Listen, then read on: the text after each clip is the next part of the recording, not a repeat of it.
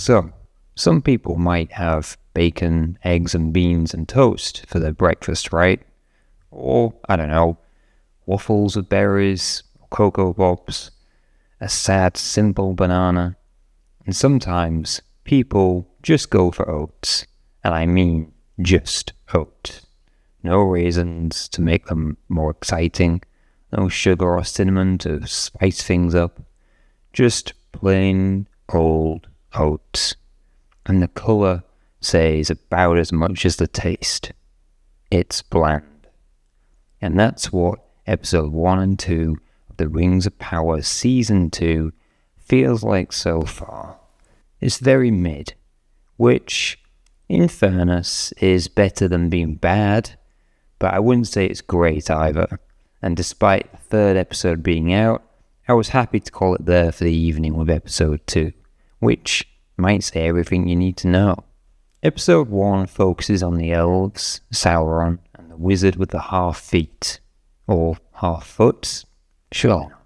They kick off with a backstory for how Sauron was at sea on a raft playing as Halbrand, and then we look to the Rings of Power already made for the elves, as Galadriel and Elrond dispute whether to destroy them or use them, especially once Galadriel finally tells everyone that Halbrand is Sauron. They use them, of course, and the Elvish people are saved as their tree gets restored in their use. The wizard and Frodo too have been followed by a Death Eater from Harry Potter, and Samwise too catches them up, and the three of them begin to bond.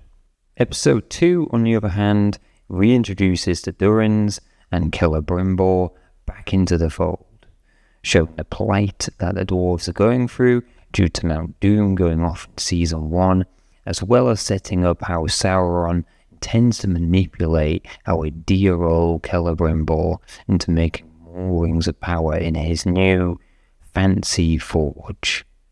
If I was to focus on the positives of what we've seen so far, I'd say that things haven't got any worse overall, when compared to Season 1 anyway. And these episodes, especially the first one, seem to be trying to fix loose ends from Season 1 and fill in the gaps so characters' actions and whereabouts make far more sense. Additionally, there's a far greater focus on Sauron being deceitful and manipulative, rather than trying to be good, though it must be said they even tried to explain where that side of him came through. Obviously, the whole thing is very pretty, like Season 1 was, and I appreciated that Celebrimbor shows a decent deal of resistance against Halbrand. So it's clear they're trying, and that gives me hope. However, all of that said, I still cannot stand Galadriel. She's toned down, I will admit, but she's still, she's just so annoying.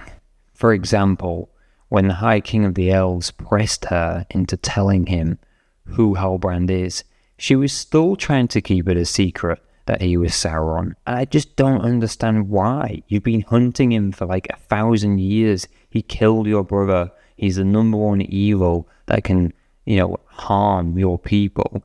And you're trying to keep it a secret? Are you mad? I mean, she does thankfully finally tell everyone, but still, geez, it's like drawing blood out of a damn stone. In general, she seems really unaware of her actions and spends episode 1 literally chasing Elrond, saying that we should use the rings despite him warning her about them. And then in episode 2, I kid you not, there's a scene where she's like, wait, hang on, maybe we shouldn't use these rings. And it's like, oh, jeez, come on, woman. You've been told that already. Another character who's a bit flip-floppy is this elvish boatmaster whose name eludes me right now. Elrond trusts him to destroy these rings, and he very quickly changes his opinion on this. As he's about to destroy them, a wave hits his boat, and then he has second thoughts about it. And it makes me think, is that a hint at the influence of the rings? Or did he just suddenly change his mind so the story can continue? It's hard to say, and it just came across like he's a weak character. And it seemed like a pointless filler scene because he just literally returned to where he was 5 minutes ago. And that's not the only time this happens in these 2 episodes. There's a couple of moments elsewhere where things happen that didn't need to happen because 5 minutes later we're back to where we started. I'd also go up there to say that there was a missed opportunity in episode 1. So when Sauron is a sludge blob thing and kills a woman and takes his new form as Halbrand after eating her, I feel it would have made way more sense if the person that he ate was Halbrand, as in looked just like Halbrand, and that would make sense as to why he picked that form. Because what he's done so far is slightly alter his look from his previous form as Sauron to hide himself from the world.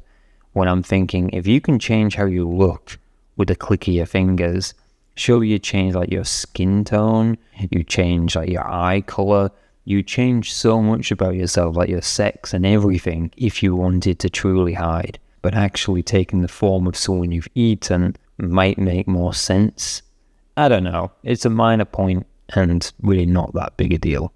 Anyway, maybe it's just the aftershock of season 1 that's still influencing me here, but the first 2 episodes of season 2 haven't really moved me yet.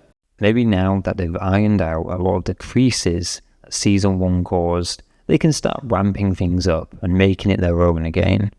But for now, unless you're a big fan of season 1 or fantasy in general, I can't say this is anything more than mindless content for content's sake.